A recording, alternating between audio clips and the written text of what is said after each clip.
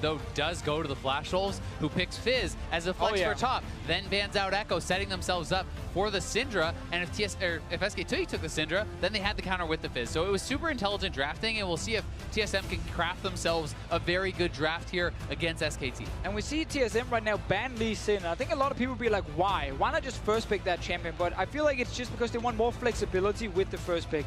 They don't want to be forced to take Lee Sin no matter what is left open otherwise, because then you know Peanut will grab it. It'll also be interesting to see if SKT is going to last ban the Ivern, which has been almost permanently banned against TSM. Those are kind of considered the two champions that Sven can play pretty well. Peanut has shown Ivern, so now does TSM feel the pressure to actually lock this in here and perhaps give over something like a Karma Ashe? I feel like you go Karma right now because you are not afraid of Peanut's Ivern. Like, you know, the guy looked awful on that one champion, on that one game. But is SKT afraid of TSM's Karma, Ivern? They should respect it at least. Protect the ADC comp. You know, that's something that TSM has not been able to run really with Turtle. That is very true. It obviously is very hard when you AD carry. He's not been, you know, one of the strongest performing members, but giving him so much help with shields could set Wild Turtle up for success. And we also have to remember, those shields can be used on the mid laner as well. Like, Bjergsen will also benefit from this, and maybe Hansa on the carry. See it not be all eggs in one basket type of scenario. We'll see if they can get Bjergsen going. I like the idea. Graves as well on the side for aggression from Peanut in the early game. And while getting Bjergsen going is always a good thing for TSM, to me, their success has been much more about Hanser, simply because I think that the top lane field in this tournament hasn't been as strong. And while Huni is obviously an incredible player, I think that you're more likely to find success for TSM if they can get an advantageous top lane matchup, have side lane pressure, and play around Hanser, because that has been the only way that they have looked good. Yeah, I like this cannon big a lot from TSM. Put that top lane, it's a good matchup against the Fizz. What SKT is trying to do is exactly what Flash Wolves did against them earlier. Trying to take Fizz as a flex pick, and say, if you pick Syndra now, we put the Fizz mid lane. If you don't pick the Syndra, then we can always put Fizz top against whatever you're picking. But Kennen is a good matchup now for Hansa. Definitely is, but we'll have to see if TSM can actually pick something up that is going to match well to the Fizz in the mid lane, you know, make that a bit of a blind pick. Wow. A little denial of the Kennen ultimate coming in. Not that it's Hanser's main initiation in here, but a little safety in the Sona pick for Wolf. Sona is a bit of an old school counter to Karma. I actually saw Archie use it as well against Karma in the play-ins. So it is something that's been around a little bit, but she's pretty far down the tier list simply because she's only used right now against Karma specifically. And she's also extremely easy to pick off. While she does have a very strong straight-up laning phase, it can be very tough for this champion to survive ganks, always very squishy, and you know the ultimate is pretty much what you add for a team. Yeah, you can still obviously put the Karma mid lane, play support here. Zyra is an option. Otherwise, you just put the Karma bot lane and say, you know what, we're actually not that afraid of this lane. And this draft is actually getting so complicated because Karma could be flexed, the Fizz could be flexed. You have to think through so many different options here. You know, if TSM decides to put Karma mid on Bjergsen, then the Fizz can go top. They could try to put something else like a Talia, which I think matches up well and can roam well. So there's so many different thoughts you have to think through as far as where can the champions go and what matchups are we even striving for. Yeah, I think there's a good chance we could see Caitlyn from Wild Turtle once again, with Ezreal being banned away. Like, you have the shields to protect him. Yes, okay, your mid game is not very strong, but you didn't say, you know what, if we get to 3 items, then we can actually start matching SKT. Consideration of SK Telecom T1 saying that could be Bjergsen's Hanser. We want to save Wolf on that Sona. Ban out the Thresh, no potential to kill him in the bottom lane.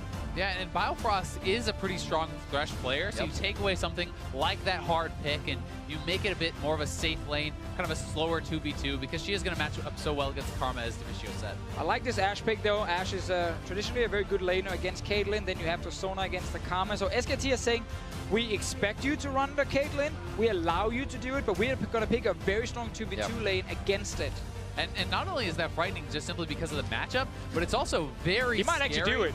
Because he might do it. I mean, if he does, I haven't seen him play Leona. I have the confidence that he could play Leona or something like an Alistar, which did receive buffs, but I'm still not expecting that because TSM has not had success with Bjergsen on these supportive mid laners. He's too important to their team composition, to their team fighting, that it has not really worked out. And I think this is what TSM is doing. If this was another team, perhaps they go that route. So the problem with picking Syndra here is it means Fizz will go mid lane. Huni gets to then get a pick up for top lane. He's taking the Galio that we just saw, you know, from the Gigabyte Marines. And it's once again that kind of pick where you're like, it's okay to lose the lane a little bit because I'm just going to add so much teamfight presence. It definitely is, and once again, it's a nice pairing because it's about the Fizz plus the Galio. The Fizz can easily enter the backline of the fight. If you get back there onto someone like the Syndra, the Galio is ulting in right away. Syndra can now not fight back because even if you use your Playful Trickster to enter the fight, traditionally the counter would then be you drop the Syndra ultimate right away, but you have a 50% damage reduction or 40%, I guess, at max rank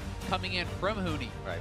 I think I would have liked to see Orianna maybe as a pick instead. Much better laning phase against the Fizz specifically, but that being said, Orianna would have again left TSM purely late game focused right now with the Iron as well, and would have maybe been a little bit too much in the late game department. And I think what this is TSM playing to their own strengths. They're trying to pick what is comfortable for them, what they are super confident in, and we'll have to see them play at a very high level to ever beat SKT. So they need to play comfort, I think, to ever hope to attain that, and this is something where there are some easy targets for Syndra to take down. Yep. Things like the Sona are very susceptible, and the Ashe, and if you can have Haunter succeeding in that side lane, he definitely can pressure Galio. Just have to follow the mid laners right now. Level 6 on Fizz, that's an opening. Graves comes in, his ulti adds onto it. Ashe arrow flying in. You can't really run cleanse if you're Bjergsen because you need barrier to kind of protect yourself. It is a tricky game to play Syndra in, and Bjergsen needs to really perform at his absolute top level to pull this one off. And that is always going to be the case against SKT, no matter what That is a great point. No matter how good your draft is. I mean, I felt like Flash Wolves really outdrafted SKT in the previous match, but they had to show the best game of the tournament for pretty much every single player, because you don't get to make mistakes. You don't get to have a losing lane against SKT, really, and hope to get away with that. Right, that one losing lane is the way back into the game for SKT. Everybody does it so powerful and masterfully. And we'll actually see if Bjergsen gets caught out, giving himself a good amount of distance and watching that entry to the river. This allows SKT a bit of an invade, but same thing on the top side. Always kind of sucks when you have to play SKT later in the day and they lose the first one, because you're kind of like, these guys are not going to tilt. They're angry now. They're going to get very angry. Chroma is going to be like, guys, that was unacceptable. Here were all the mistakes. We're going to change it up. Like, next game, you're going to just go in and you're going to smack whoever you're playing against. And Bang's interview about wanting to have cleaner games was before their loss, because he said they still had the 4 games remaining. So they wanted to have cleaner games, then they lost. This is a super motivated SKT that is going to look to close out this game as fast as they possibly can. That means there is no room for mistakes. Continuing the vision to stop Peanut's reign in the jungle we have been seeing throughout this tournament is one of the big things. But I guess it's every lane, as we have been saying. A tough task for TSM as we start off with some wards on the bot side, but no experience just yet. Bang did get zoned away and actually took a bit of damage to his face. Now, SKT will get control of the red buff, but obviously TSM just put down a ward saying, okay, we know you're starting here. Now, the interesting part about this is with the Ivern, you know, you're disrupting his jungle, because the only way he's going to steal away your camp on the other side is by committing his smite. And now that he's smited his blue buff, you know, this would be super delayed. So I think Peanut actually has time, if he wants, to try to go his red straight to his own red and try to stop that. We'll see if he is going to try to go for that. I think the only person I've ever seen do that before is Odd One back in the day. And we're like, why don't they go red to red? Oh, he's going red to red. This time, we don't get it again. And the general is not pleased. 2 minutes in, it looks like the regular camps for the junglers. About 40 seconds on that smite. Have it available in time. And it seems like Peanut are okay, just kind of trading. To be fair, also, Peanut didn't actually know that Svenskeren started on his own blue. Maybe he thought that Svenskeren actually walked in and just stole the red at first and then walked back to his own jungle. I completely agree, but the one thing with Ivern is you have to commit all your health and put down all these marks, and you can't actually collect the gold for quite some time. So if you can get over there, you know that only some of your camps can actually be stolen, because the ones with the smite are the ones that are most vulnerable. So Bang just checked every single camp in their own red side jungle. That now means they know, okay, they're all marked by the Ivern, but he didn't actually start there. He also, of course, would have to then have started on the blue buff. He's now back in his own jungle. Peanut, though, he's just doing a full clear on his own side. They kind of just split the jungle right now. He's not actually contesting the Ivern, despite knowing all these camps are marked. And you can look at Bjergsen trying to assure that his jungler can actually pick up these camps now by pushing in Faker, and Faker could be in a little bit of trouble here. Very low, oh, towards the turret! Playful Trickster. But this is key, because Bjergsen needs to be dominating the mid lane so that Sven can safely pick up the camps, and top lane has to be pushed in so that they cannot collapse on him. Otherwise, Peanut would have been able to come up, deny the collection of his camps, and get a big, big lead. So Peanut ends up Checking in the end that all camps are now gone. Svenskeren got level 4 on this Ivan right now. Faker didn't have to flash, obviously used his E towards the end, but that's again, Fizz will always just get shoved in early on. He's not the strongest laner pre-6. It's just the kill pressure he gets with the ulti. Hunter, using his push, would probably go in and just kill boss. And it's also the farm, right? Like, how far can you get ahead? And so far, Faker is pretty much dead even here with Bjergsen, which is very good for him. Yeah, there's always the value of bringing teleport. Right. If you're a weaker early laner and you know you're gonna get, poked down and you have to go back, instant TP back to lane, just make sure you stay even. Faker's even roaming right now. Feels good to get that Roaming for vision ward down. Lane's resetting so he can get some safety on the bot, but Svenskeren was really hovering the bottom side here, waiting for Turtle and Biofrost to get an engage. And that pink spot is one of the least checked by professional junglers. Oh, yeah. I feel like these wards stay a ridiculously long time, and it gives you so much value because they know where Svenskeren is, and this may mean Peanut is going to run right into him. I mean, he's been spotted now, and SKT's jungle could come up here. It looks like they decide not to. Maybe not enough power in their hands just yet, but the vision is enough power for them right now. Still able to encroach those wards. And obviously talk about the Graves pick here for Peanut. Picked very early, saying we don't want the Ivan. We picked one of the counters to Ivan instead. Like traditionally when Ivan was played all the time before the nerfs, Graves came in as one of the good picks against him. Things like Rumble Jungle we saw as well. Just like these junglers here that can clear really fast and then join like these team fights with a ton of AoE damage because Ivan's own shield is only on one guy. Obviously the Redemption Locket will be the AoE he provides. So you pointed out, the effectiveness of that teleport. Now the teleport is down and there's no more charges on that corrupting potion. The next time that they can force him to base is the one where you kind of get punished for more. So the continued aggression from Bjergsen is going to be pretty key. Continuously clearing that ward. They just pinged it. Peanut went down behind red to clear the vision, and he may come mid for Bjergsen. Knowing the vision was cleared, Bjergsen has that clock, and he knows when to move. Peanut doesn't really want to gank before level 6 on Faker. Faker is just a few minions off. Goes back, gets full HP so he can return to lane. He's sacrificing a wave basically to say, I want full HP for when I hit level 6, and then we can make a play. And I think that Bjergsen should know this, and I'm looking for him to base and buy something like a Negatron to help try to survive any potential all-ins that could come out. But meanwhile in the top lane, Hanser went for the cold buy. He's going for that pretty greedy buy. He's trying to get advantages here, and sucks for you. Tonight. Ring around the rosy. The game of cat and mouse or Graves and Tree goes to Svenskeren on that one. Looks like, again, though, the junglers consistently knowing where each other are, but still getting a one-over on each other here and there. So here is Bjergsen's base, and we'll see what he picks up. Bot lane trade. Right here in the bot lane, flashes. Double flash there. The resolve would have locked in one. Mid lane fight as well. Chum the waters onto Svenskeren as Faker going to be pushing him right out of the lane. Decides not to go for it. A little too risky. This is actually pretty good for Bjergsen, that the first ultimate is actually used on Sven before Faker has picked up any CDR. Sven can happily base, then come out, pick up his jungle camps, and that all-in potential has now been kind of delayed. So, the 1v1 will be fine for Bjergsen for a moment, but what if we add in Huni? What if we add in Graves as well, which is what SKT might be looking to do, because that's the thing, once you hit that long-range fish from Faker, you're just jumping with the E as well, or the Q from Faker, and then you just Huni ulti right down. And which is why it's so important for Sven to be playing around the mid lane as he is, to always be in the back pocket here of Bjergsen, because he cannot survive that three-man gank by himself. But with good positioning, and the Ivern to back him up, perhaps he can. That vision we saw from G2 in the last game on the top side to spot also the moves from Huni. Whenever he leaves that top lane, have to just kind of call and see if you can maybe spot him on the way down, so Bjergsen knows a fight might happen. And the vision has been constantly getting cleared out by Peanut. Bjergsen has been dropping his wards around the top left side, but they're getting cleared out by the jungle pressure. Constantly coming in, threatening that out. It's like he's now placing them one in mid, knowing it won't be seen. They can use the vision. It hurts. Yeah. That is actually my favorite warding spot when I'm playing as well, because people just never, for whatever reason, never check that brush. It lasts so long. They already clicked somewhere else on the map, so the character just takes the fastest route around. Daisy's in the building. Looks like Peanut. One shot, two shot, three shot, knock up. They're gonna have to walk out of this one. Looks like they get away with the buffs as well.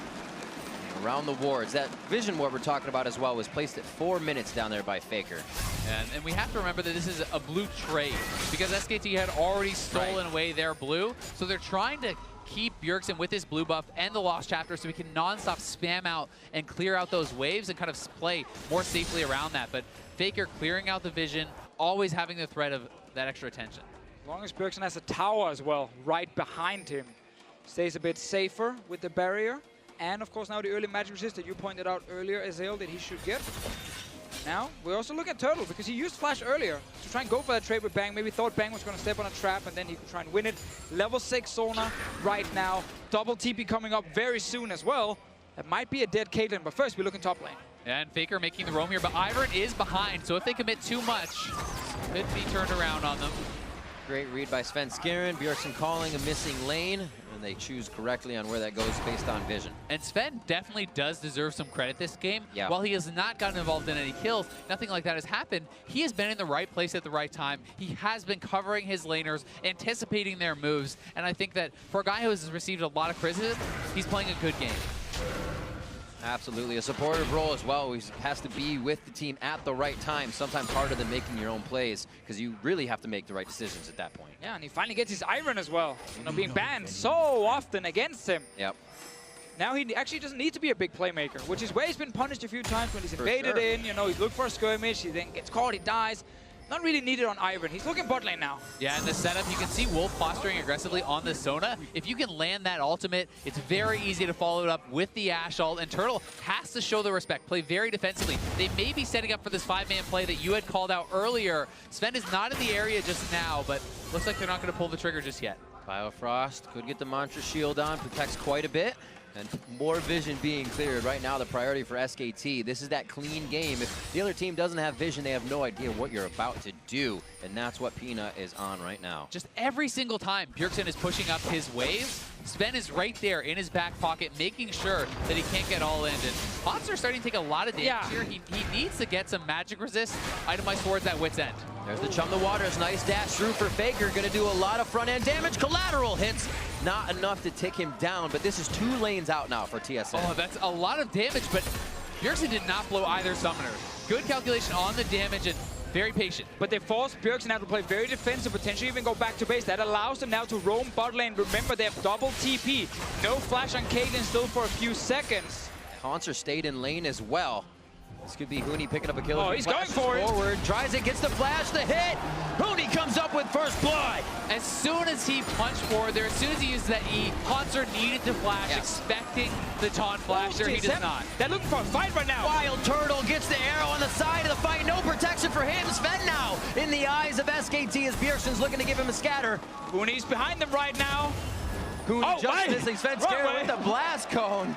The alley-oops himself to safety, and Svenskeren's going to prep this, get what they can on the way out. Ooh, but why would you try and contest a dragon when your top laner just died, and the enemy top laner, of course, sitting with TP? Bjergsen just got hit out of mid. Yeah, I mean, your mid laner just got pushed back. You have double TP on SKT. Your top laner just got first blooded, and you're up there trying to contest. TSM's bot lane had no business being around there, and the first big misstep from them is definitely going to cost them big time. Quick cleanup here towards the bot side. Good absorbed by Sven, and we'll see this one again. Yeah, they're simply so split up. Their mid laner is not even close, and their top laner is dead.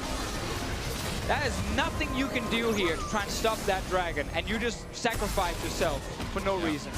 Yeah, it doesn't matter how you play that out. There's no way you're really going to win this one. And Hanser, you know, building towards that Bork, he is eventually going to be able to outscale and start to bully this lane. But the fact that he actually got solo killed with this matchup is pretty disappointing, and he needed to show some more respect over to Huni. I'm just on the Galio hype train. I think every single game we have Galio, he's doing well in the laning phase because his base numbers are very, very good. He's a tank with wave clear as well, and his ulti has been very impactful in almost, you know, every kind of different, in almost every kind of composition we've seen, at least at this tournament.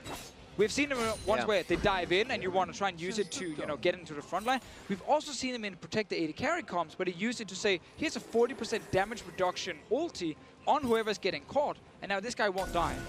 And I personally really love the diving ones because I think that you can always use it defensively, but the offensive option is what it sometimes lacks, and it can sometimes be harder to close out games because you don't have something like a Nautilus for the hard engage. But when combined, you know, with a Fizz or with a Zed, as we saw last time, you still have that. So you have all the options, and you have the shove top lane too, so it's definitely looking pretty powerful. And to add on to that, when you also have then split pushing power, you automatically start, relying less on pure engage because you rely on pushing lanes and then roaming in behind the enemy, and you get these flanks where it can be, a Fizz hard engaging basically from out of nowhere. His ulti lands on someone, that's a way to start a fight, and it's not like, a Jarvan jumping in and having that open engage.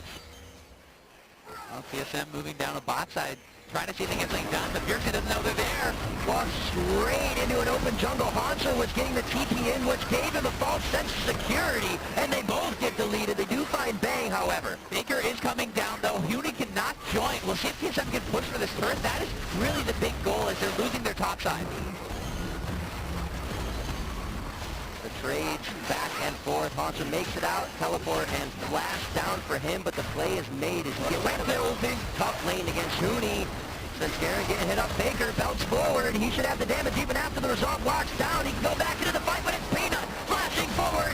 Reloads the gun and looks for the hit on the Biofrost. Monster shield to save the team, but it's not enough as Faker closes the gap. Playful's back, and he's such a trickster to come up with a double kill. SKT get everything. They clean up TSM in the 3v4. They get solo gold on Huni in the top lane from that first turret, and they are off to the races. I actually like this play from TSM with the TP advantage, but because SKT already killed Bjergsen instantly, it becomes a 4v4, and now you're just overstaying. And Sven actually stepped onto that fish. He got tagged, but stood right there, lost so much health from it, and that prompted the engage there from SKT, so just posturing too aggressively. Yeah, also we have to remember it was an 80 carry traded for a mid laner before the fight, and 80 carries at this point are obviously not very strong compared to that level 11 Fizz from the mid lane. So Faker was happy taking that fight. He certainly was, and a lot of credit to that later play goes to SKT anticipating the roam down with the control ward. They hit the Ashe ult and the Sona ult onto Bjergsen, and they kill him before he could do anything. I mean, that turnaround was just beautiful. Again, they were under pressure. TP came in, it would be 5 members from TSM on the bottom side, but because they reacted so quickly killing Bjergsen, they just removed a lot of the threat. And that actually allowed them then to defend and then set up this next play. I think I said it was a 4v4 after, 3v4 obviously. Take stock of the fact that Huni was also able to get that solo in the top. They left it solo for Faker in the bottom when he took down the turret as well. So they are getting their lanes going in favor of Huni and Faker here. Now onto the Cloud Drake. They can speed around the map a little bit faster and just get under the skin of TSM a little bit more.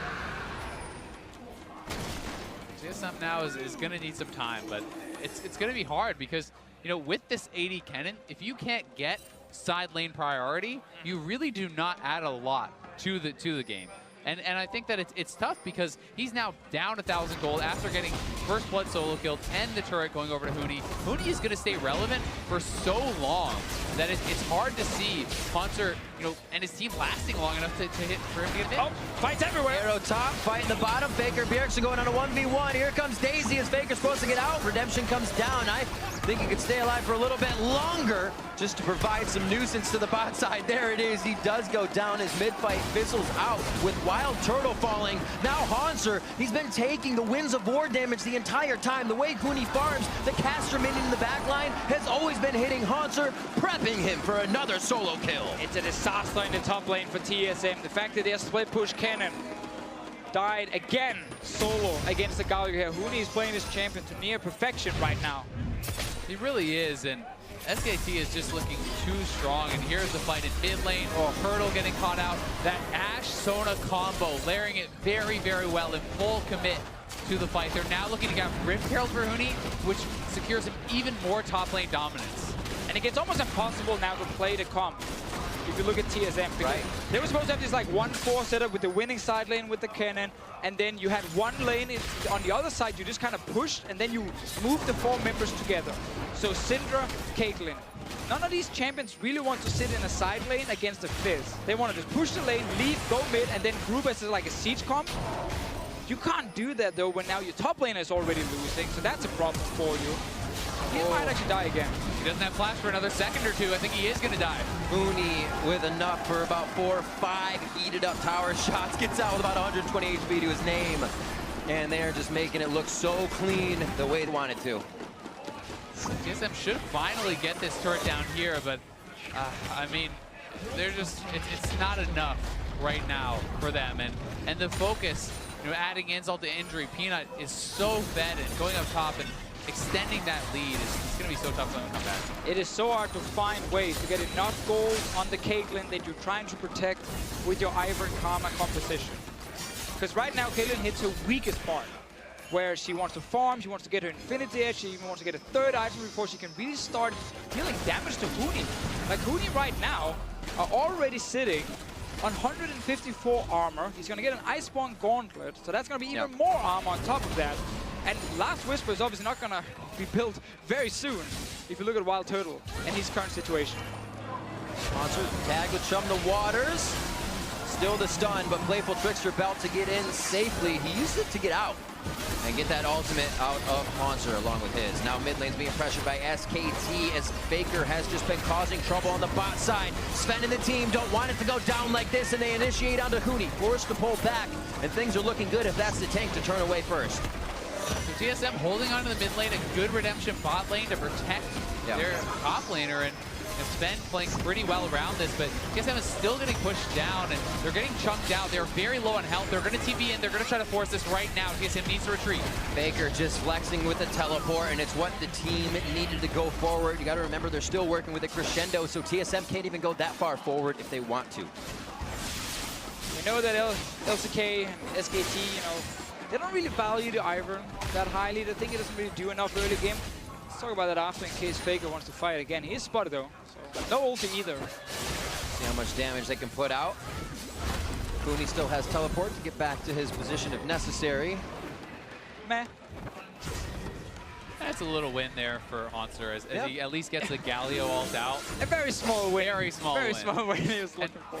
You know, to go back a little bit to the itemization that you're talking about, I think that the Iceborne, especially in a situation like this, is so smart for Huni because he wants to take the lead he has already gotten and maintain his side lane dominance. And this is such a strong dueling item. It's going to allow him to fight up and stay really strong against Haunter for quite some time. I mean, Haunter at this point is going to need many items before he's ever really able to deal with it. Exactly, and Bjergsen is under pressure now. Scattered back, Peanut gets the heal.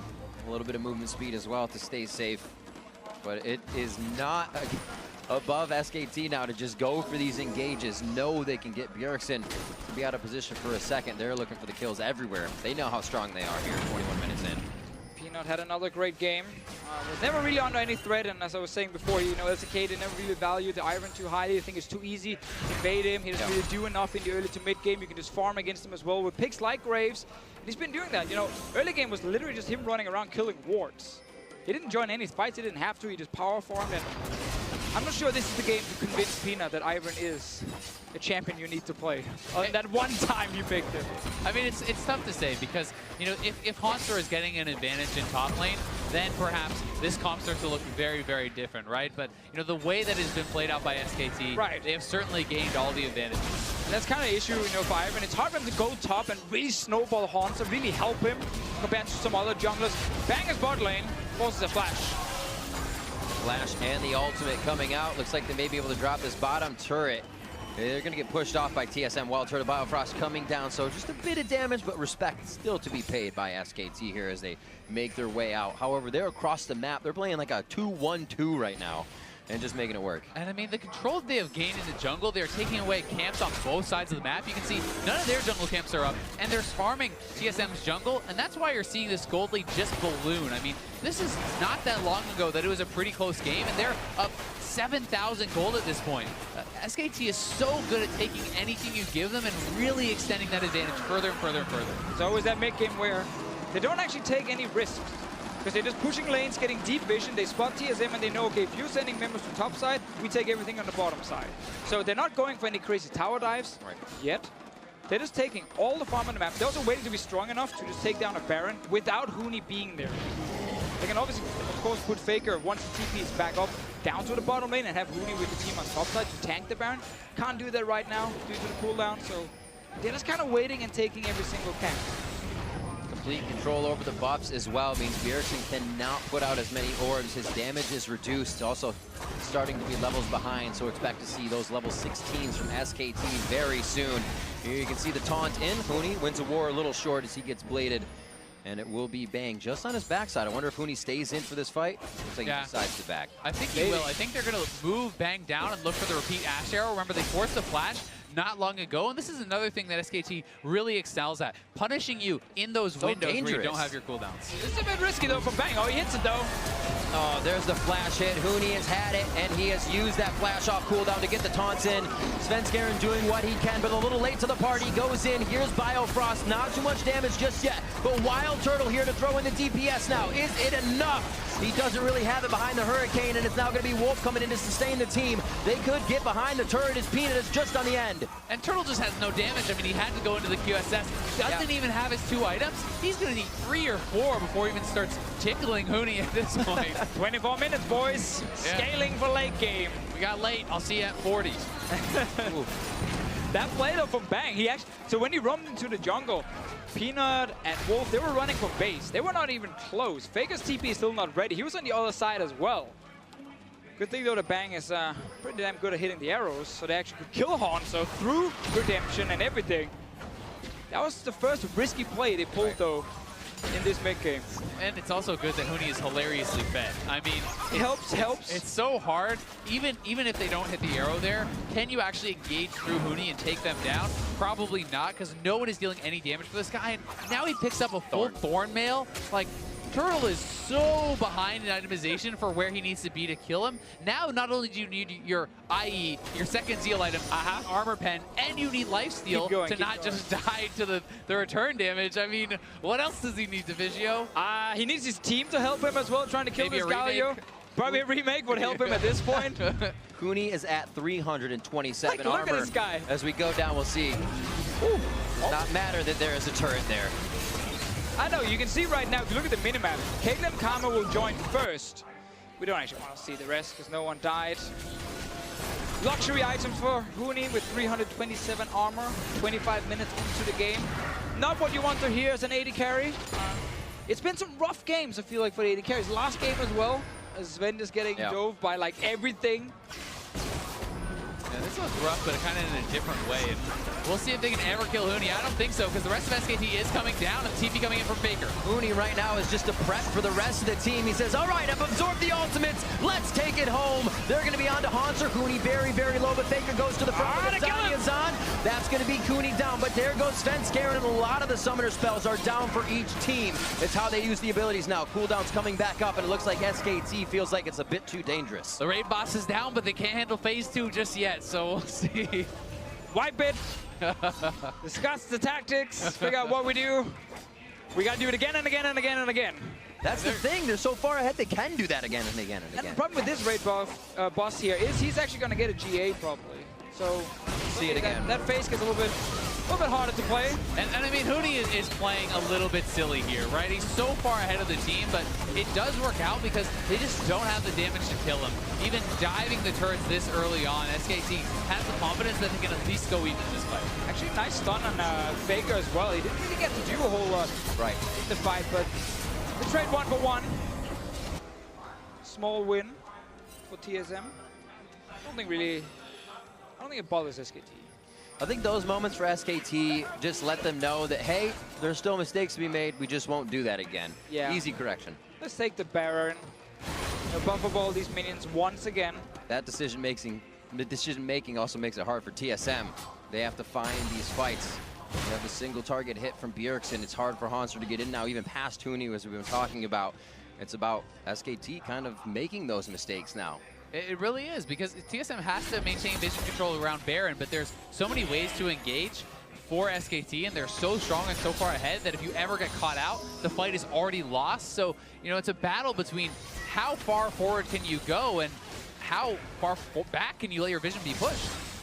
You can see the separation of just levels in the fight. 16 for Huni and Faker, 15 Bjergsen and Hanser. That's quite a bit of damage there to be had, or resistances if in Huni's case. We actually often see teams either try to like create like a little death rush and get one kill to just delay the game further, or potentially even just surrender the Baron. To say like it's actually too dangerous if we face check. Bang is bot lane again to try and gank for his carry. Cannon wave, next one's pretty far away. Looks like they're just going to call Hanser's attention here to see if they can get any of the rotations they want. Mid lane's going to be pressured and pushed. 15 on Infernal. And they're kind of waiting for TSM to make a move that probably just gives SKT a really nice Baron or that Dragon. Very They easy. are, and it's like Peanut's so fed that Bang has said, all right, you're the AD carry now. I'll be the jungler. I'll gank the lanes. Don't worry about it. Maybe pick up a side stone a little bit later. Let's see where they go. The decision has been working so far. Scrying orbs forward to make sure they have that vision on the bot side. If it is Bang to be down there with Huni. Infernal first. And we'll see TSM start to make a move. They say this is our chance for pressure and vision. Let's get it around Baron so we can at least jockey for that. Again, a game like this is just like one of my favorite things about SKT and how stacked the lineup is. Now, if you don't feel like carrying today, I'm sure someone else, you know, to the left and to the right will just like say, fine, I'll do it. It's a bit of the discussion we had when we saw Peanut on Ivor. Somebody can sit back and somebody else from the team steps up. It's actually something Huni also talked a lot about when he joined SKT, just how like in the West, there's a lot of pressure on the Koreans because when the team is not winning, everyone looks to the Korean and says, why don't you carry us? Like, you play a carry and you try and win your lane and then we see if that's enough. That pressure is no longer on him at all. That's why he can start playing the tanks because, again, you rely on Faker, Bang, Peanut, whoever it is, to kind of be the big carry in one of these games. And this game, it was Huni and, of course, Peanut, as we've seen so often. They're looking for Baron now. And TSM needs to find something here. Let's see if they can, though. Beautiful fish. Oh, double hit. Bjergsen, so many heals, so many shields. How is he still alive? It's Huni going in, and the taunt may just be the end. He finally falls after just about everything is used. Can SKT continue the fight on Svenskeren? And yes, they can. Hanser now retreating to the base. The Waves not really in position, but the Baron very much so. Huni got in the backline here. The raid boss refuses to die this time around. Peanut almost went down at the start of the fight, but he got out, and then it was just a quick turnaround for SKT to back at the Baron. And that is the gold lead working for you. When you're that strong, you can take those fights. You can edge out those little differences, and SKT are going to knock down the Baron, and they will have a death hold on this game. Patience, patience, patience. Waiting around Baron, going to Dragon, move TSM into that area SKT wanted, and they were able to find the fight with vision. 13-3 now, 30 minutes in, Baron for SKT. Simply means TSM, if they lose this game, will move to 3-5. The same we have G2 sitting on, Giga by Marines, Flash Walls, Hansa might die. That's the crescendo. Playing the final bits of music, Hanser still able to stay alive. He's not listening to what SKT is playing. And they're going to try and keep this one in their favor. A good push from Hanser in mid has slowed things down, and TSM get a bit of breathing room. They're going to try, but it sounded like Wolf is playing the ending credits. Yeah. Because TSM is pretty far down in this one. And SKT have all the tools. Believe in the late game, Azael. Believe in the late game. Scaling. All right. Everything on to Bjergsen. It's chunked down. Huni's not even in fight yet. There we go. He joins now. Peanut almost goes down, but it doesn't matter at this point because the damage is simply not there. They're barely hitting Huni. And look at Wild Turtle's health. That's just from hitting Thornmail. He's not actually getting focused in this fight. He's just losing so much health to the return damage from that Thornmail. And until you have lifesteal on top of your armor 10, on top of your crit, you actually can't even survive just hitting this guy. I feel like we keep adding more items to Wild Turtle whenever we talk about what it is he actually needs. Last Whisper is ready for him, so that's a small win, at least. You might need a Blade as well. Yeah, I think Blade of Rim King is a pretty strong item against Galio like this, but they need to hold on for now. The Baron is up, and Hanser may get it picked off. Right under the turret. It's not even going to matter here. Looks like he does. Going to keep himself alive. Very nicely done. Sven has actually been so good with the redemptions. I have to give him credit for that. The cross-map redemptions, always on time with those. He has been saving his teammate, but they are getting crushed on all sides. This is where SKT starts to bite down, try for damage onto Bang. They have to get out of the heroic charge, or entrance rather, and that's the kill over onto Svenskeren. They're trying to assist the team from lane to lane, but gets caught out in the rotation. Bjergsen now toying with Hanser on the top side before Peanut can come down to crush the turret. And Wolf always there on the backside to sustain and move back to the other lane. Me back down in the bottom lane for Split, pushing all game long and only joined when his team called for him. For a potential fight. Signal up in the skies, and Huni will show up. It has been fantastic play from all the lanes here on the side of SKT, saying they wanted to clean things up. This one looked pretty squeaky clean up and towards a bit of the end here, and they look to put the final touches on the last inhibitor turret, and the inhibitor now in their eyes.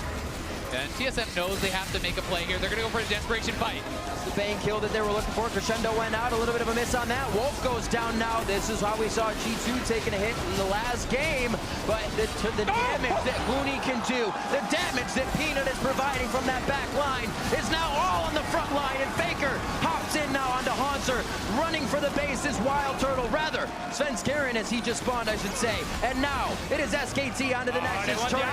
After Ivern, they're going to cut down the tree. Not long for this world. And the triple kill coming in for Faker as they're on the Nexus turret. They're going to get it all. Look like TSM could get a few kills, but then a quick turnaround from SKT. 19-5, 34 minutes in. SKT from lane to lane, bringing the pain. And 7-1 now in the MSI group stage. And you gotta say, it started in the top lane for SKT. What a game from Huni. People talk about him playing tanks now, but he carried on this tank. He carried from the top lane, had such a good game. And as soon as Hanser was shut down here for TSM, they lost almost all their options. Another day at the office. Now take a moment, Riv. Breathe it all in. Breathe in that SKT. A day where you didn't lose the game, though. So a little bit of an unusual day for SKT. Did turn around in the end, though, get the 1-for-1. And they're obviously sitting there #1 in the group. We're looking at every other team, basically, because we're still so close, like between TSM, G2, Flash Wolves, Gigabyte Marines, and even WE. Despite them picking up a few games here and there, they're not, too far away from the rest. What a matchup as SKT shows strong once again. We are going to set it over to the analysts for a deeper dive into that game. Thank you very much, gentlemen. SKT not going to dwell over their loss from earlier today for too long, striking back with another victory to go to 7-1 at the end of day 4 for this squad. So again, showing why they are the best team in the world, able to keep their composure, kind of recollect their thoughts and come back in with a well thought out strategy and execute on the game plan. A pretty straightforward win, A lot of the verbiage you're using is pretty standard because it felt standard. After a loss to Flash Wolves, we didn't really know what SKT we would see. Remember, SKT, sure, they lost 10 games in the regular season, but it's a different SKT. It feels like a lot of the narrative around SKT is as if they're the same team in the past 3 years. Of course, only Faker and Coma are the members that still stand around at that point. And when you plug in Huni and Peanut, when you plug in carries, you can never really know how two emotional players will react after a loss. But it was very much the trademark SKT, like it was in the regular season. The draft, which I think we'll pull up, I think was one of the main proponents for SKT, as they took a page out of the Flash Wolves book and went for that flex fizz that I think TSM kind of counterpicked themselves against in a couple of different ways. Yeah, it did seem a little bit weird, right? It feels like they were caught off guard with it in the end there, and it was kind of an afterthought because they lock in the Syndra, last pick in this draft, and then you're still thinking, but wait, the Fizz could go mid. Huni's Galio shows up. Not only does the Galio allow the Fizz into Syndra matchup, for Faker, which didn't turn out to be that big of a deal. The bigger one was the Galio itself versus Hanser, completely neutralizing anything you would want to do with an AD cannon. Absolutely. We saw that kind of constant push coming out of the Galio, and then even the solo kill under turret when Hanser greeted for the last couple pieces of his cull. Didn't quite get it. He'll be probably regretting watching that one over and over again. Frost, what are your thoughts here? I mean, the biggest thing for me was when Faker got the early double kill bottom, when SKT, TSM were trying to use, like their siege composition. They wanted to push down that first tower, and then the Fizz comes out of nowhere. And then suddenly, now Faker, if he didn't have lane assignment priority before in those side lanes, he definitely has it now with the double kill Fizz. And so then you're in this situation where you can't really play the lane assignments. You're just trying to stall out the game because, unfortunately, Turtle, he went QSS as second item after Hurricane. He can't kill anyone. He can't do any damage. He wants to sit there, farm up. But you've got Hanser dying 1v1 in the top lane. You have Fizz just causing havoc in the bot lane, and then you have Arrows catching Turtle. It's like TSM at that point, they just passively are losing the game. There's nothing they can do for like 15 minutes. Exactly, they have no options. They're behind versus a team with a tremendous amount of crowd control. They can't out-team fight them. Their split pusher has been neutralized from the very beginning because Huni just completely trashed him, and there are just no options left at that point to get back into the game. And the Galio, the highest damage in the game, building a ton of armor. We heard Riv quote it midway through the game, 327 armor on that Galio. The Thornmail doing half the work for him. Huni had 4 completed items where Turtle had 2.5. He basically had his Hurricane up, he finally then had his Infinity Edge, and then he had the just barely the makings of a Last Whisper. And you guys caught it well. The counter pick in mid lane didn't actually contribute too much. Actually, it was a really clean laning phase by Bjergsen, a bad matchup. The Sona, which we didn't even talk about, versus Sona in competitive play, at least in a major region in quite a while, at an international event as well. I was actually on the analyst desk with Aframu at All-Star, and he was like, Sona's really good in Telecom, and I saw him tweeting about it as well, so he was very much watching that. So cool to see Wolf back on his original pick, back when it was Wolf on Najin Sword, on SKT T1S. He loved to play the Sona, brought it back after a few years. Still looked good. Gobi, what are your thoughts on the TSM that we've seen so far this entire group stage? So from start to finish, because we've seen highs, we've seen lows. Where did they fall here given this loss? I mean, we already pointed to maybe some missteps in champions like that set them behind the curve. But in general, still a lot of things happening, like that Haunter misplay in the top that we would not expect to see domestically. We expect a little bit more composure and discipline. I mean, the fact where, oh, the Galio's walking at you, starts charging his taunt, you expect the flash to come very quickly. And so, you know, maybe a preemptive flash from Haunter. You know, there are some little mistakes like that, but overall, I can't draw too many conclusions from a loss to SKT like this, especially considering the draft as well. All right, well, we're going to have to take a quick break. When we come back, though, it's the final game of the day, the Flash Wolves versus Team WE. The 2017 Midseason Invitational continues after this.